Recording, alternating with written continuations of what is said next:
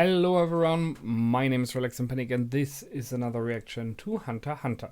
It's episode 46 and you know what to do. As always, if you want to see the reaction itself, just go down into my descriptions, follow the links, replace the parentheses dot parts with real dots and enjoy. Once you are done, feel free to come back here and hear my thoughts about this episode. See you soon. For those that came back, welcome back. Now, thus, I'm really feeling it right now, and maybe you are hearing it. I'm sorry, I'm really having some troubles at the moment with speaking. So, yeah, as it is. So, don't think too much about it if my pronunciation is not the best today. It will go away, I hope. Now, towards the episode. Well,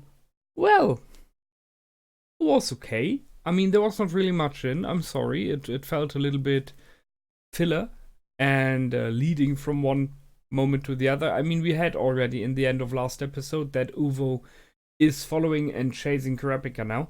And this time we ended off with Uvo finally meeting Kurapika. So the chase was just downed into one short moment. Interesting is, however, that they made pictures of the members of the Phantom Troop, as we can see here. So that's a bit surprising. Someone was able to make pictures with a telescope, a photo telescope, I guess, which is important because I think not being recognized might be a huge advantage, and that is gone by now. However, the mafia alone cannot do it, so they will try to get more people in. We learned additionally that one of the members of the Phantom Troop is a pro hunter, which is cool. In the beginning I thought like, okay, so he's like a whiz kid, you know, like a computer guy, which would be useful gathering informations. You should have someone like that in your troop. But no, he is a legitimate pro hunter and thus has access to additional stuff. I mean, we know that Hisoka is one as well, so it makes sense as someone who does stuff like stealing and more to get these informations.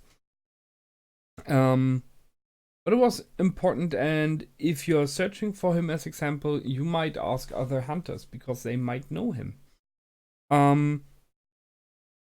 We had this little talk between Kurapika and Hisoka in the beginning where we ended off last time, and there was no clear decision from Kurapika yet. I think he will agree, he will go with it, and will join with Hisoka. And Hisoka stated pretty clear, please don't forget a spider will not stop moving until you crush its head. So he's like, yeah, we'll help you, but please be aware, we have to kill the boss, which is what Hisoka wants to do, right? He wants to have his great moment of an awesome fight with the boss of the spiders. I think that's quite a bit to go. We have Light Nostrade coming in for his daughter and the auctions and everything towards the city. And we have his very, very weird daughter. I'm sorry. I mean, I like her from the outer appearance and the character idea. But she is clearly someone who's not very empathic in the meaning of she seems to be quite a spoiled brat there. They told her that 4 people died who she knows. Not very close, but she knows them at least from viewing. And her only reaction was not about the dead people, but about the fact that the mummy is gone, which she wanted to have. And, oh good, there's another auction, right? So, that's very unempathic, very cold, and... Oh, I mean, she was not cold in this moment, just did not bother her. She didn't care about it. So people died, whatever, right? Something like that. She did not even really listen to it. So she's very, very focused on those undead body parts whatsoever. Does not really make her a charming person. But we will see, maybe that will change. They have to watch out for her until the boss is in the city. So Kurapika made a good call. He realized that the information about the family is accessible on the Hunter website. So he said, let's move them away, the daughter away from those places to some place that is not mentioned here by setting up a room for by naming Melody, or I forgot who it was, the other one. It makes sense. Was good move. Kurapika is the leader. Yep, their choice. I can see why. Especially thus the others simply do not want to be leaders. I think that is a major thing. And then he is like, yeah, everyone goes and guard. I will stay here. So he's like, I will wait here for the Phantom Troop. I mean, he wants to face them, right? But still, as in the past, I think he is going in over his head. I don't know, man. I guess just story-wise, it's likely that he will somehow be able to beat Uvo. Maybe the others will join in and help him. Thus Uvo is alone. There is a small chance of doing it, but it is just not clever, because you could not have known that Uvo is coming alone. It would have been quite possible and likely that the whole Phantom Troop showed up there, and he would be one against all of them. So he's in over his head. I think he loves the danger too much right now. Then we had to switch to Gon and Killua and Leorio. That was nice. I liked it. So Leorio played this whole arm wrestle thing just to get the bigger fish in. To get in people who are interested and realize, okay, those guys have potential. Let's get them into real competition.